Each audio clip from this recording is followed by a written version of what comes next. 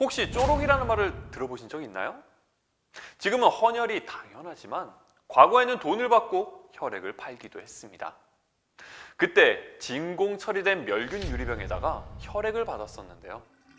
유리병에 혈액이 빨려 들어갈 때마다 병에서는 쪼록쪼록 하는 소리가 나게 되어 사람들은 매혈을 쪼록이라고 불렀습니다.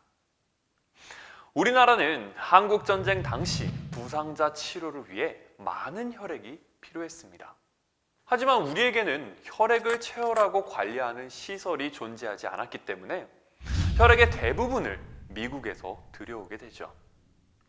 그래서 미국은 한국 정부에 대해 한국 내에서 필요한 혈액을 공급할 수 있도록 국립혈액원 설치를 권유하고 일부 지원해주게 됩니다.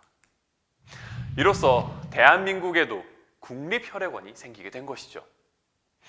하지만 당시에는 헌혈에 대한 인식이 없었고 혈액을 돈으로 사는 매혈이었습니다. 이 매혈로 인해 많은 문제점들이 발생했는데요. 아픈 환자를 둔 가족들에게 가서 돈을 요구하고 직업적으로 혈액을 파는 사람들이 생겨난 것이죠. 이러한 상황에서 학비를 벌기 위해 국립혈액원에서 체혈을 하고 돌아가던 학생이 갑자기 사망하는 사건이 발생합니다. 사망 원인은 반복된 매혈로 인한 만성 빈혈로 밝혀졌죠. 이 사건을 계기로 1958년 정부는 국립혈액원을 대한적십자사에 이관하고 대한적십자사는 헌혈운동을 시작하게 됩니다. 하지만 매혈에서 헌혈로 바뀌게 되면서 사람들은 헌혈을 하면 손해라는 생각을 하게 되었고 헌혈 참여를 이끌어내긴 힘들었었죠. 이러한 헌혈에 대한 인식이 바뀌게 된 큰 전환점이 된 사건이 있었습니다. 그것은 바로 민주화운동이었죠. 민주주의를 지키기 위해 우리 국민들이 이루었던 대표적인 민주화운동으로는 4.19 혁명이 있습니다.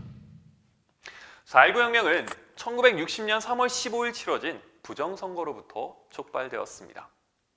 이에 분노한 국민들은 이것은 민주주의가 아니다 라면서 시위를 시작하게 되었고 당시 시위에 나갔다가 최루탄에 맞은 마산상고 김주열 학생의 시신이 마산 앞바다에서 떠오르게 되고 그게 또 신문 보도로 인해 전국에 알려지게 되자 온 국민들이 들고 일어나게 됩니다.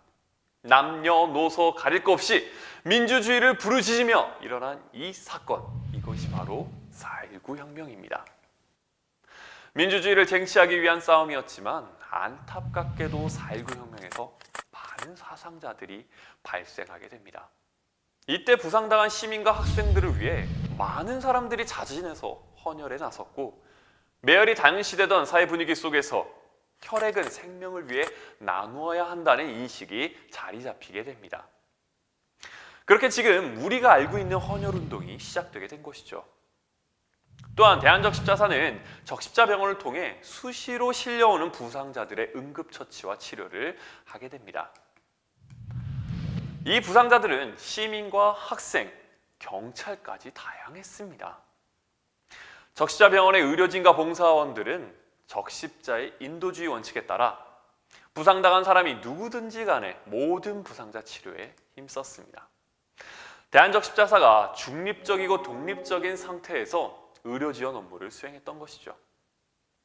당시 청소년 적십자 단원들은 적십자에서 배운 생명의 소중함을 실천하기 위해 활발하게 봉사활동을 펼치고 가정간호법을 배운 여성 봉사원들은 적십자병원의 의료진과 함께 간호를 도왔습니다.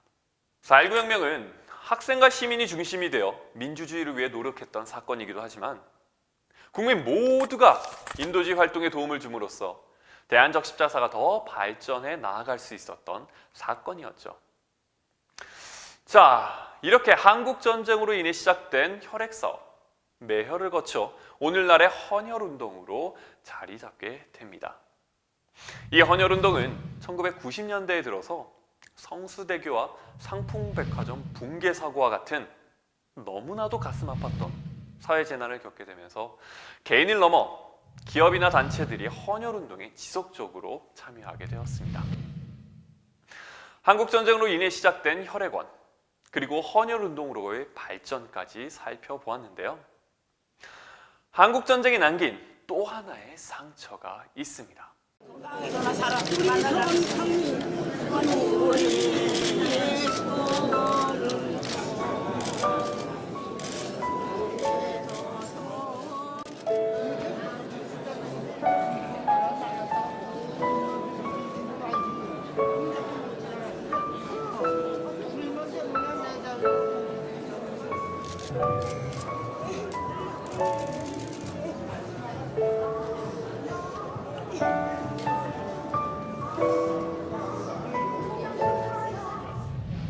바로 이산가족이죠.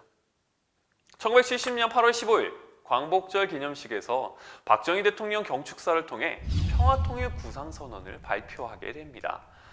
이 발표에 따라 대한적십자사는 이산가족 문제를 풀기 위한 남북적십자 회담을 북한 적십자에게 제의하였고, 이를 북측에서도 호응하면서 1971년 판문점에서 남북적십자 예비회담이 개최됩니다.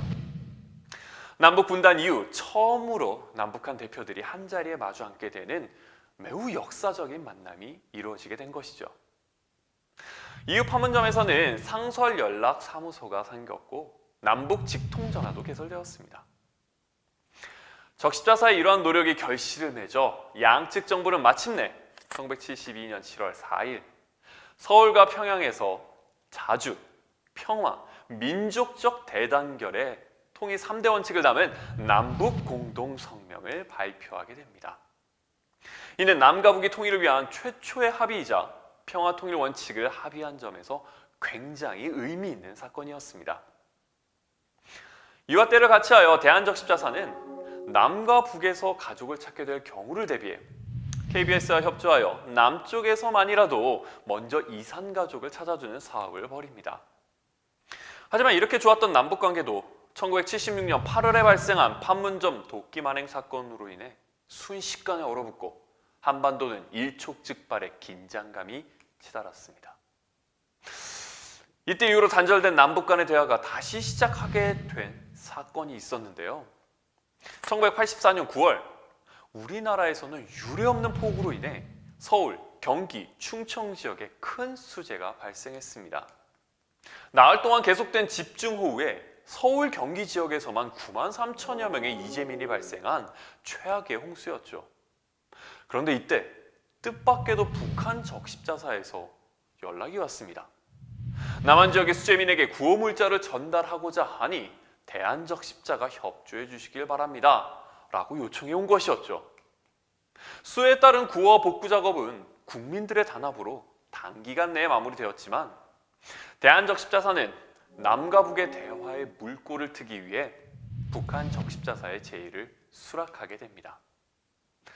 이 일을 계기로 남북 적십자 회담이 다시 시작되었고 1985년 남북 이산가족 고향 방문단 및 예술 공연단 개최에 합의를 하여 역사적인 이산가족 첫 상봉이 이루어지게 됩니다. 그 뒤로 김대중 정부 때에는 우리 역사상 최초로 남북 정상의 만남이 이루어졌습니다. 여기서 남북 정상은 이산가족 문제 및 비전향 장기수 문제의 해결을 담은 6.15 남북 공동선언에 합의하게 되는데요. 이 합의에 따라 남과 북의 이산가족 상봉이 정례화되었고 대한적십자사는 이전보다 더 많은 이산가족들이 만날 수 있도록 다양한 방법을 통해 최선을 다했습니다. 정부의 정책에 힘입어 대한적십자사에서는 2003년 남북 적십자 회담을 통해 금강산 면회소를 설치하는 것에 합의를 보고 이산가족을 위한 시설을 만들어 현재까지 이용하고 있죠. 지금 우리는 이렇게 한반도의 평화를 바라고 있기에 현재 우리에게는 인도주의가 더 필요한 것이죠. 인도주의는 정치적인 영역을 벗어나고 또 국가와 국가의 관계를 떠나 작게는 개인의 행복에서부터 사회의 변화, 넓게는 세계의 변화를 위한 첫걸음인 것이죠.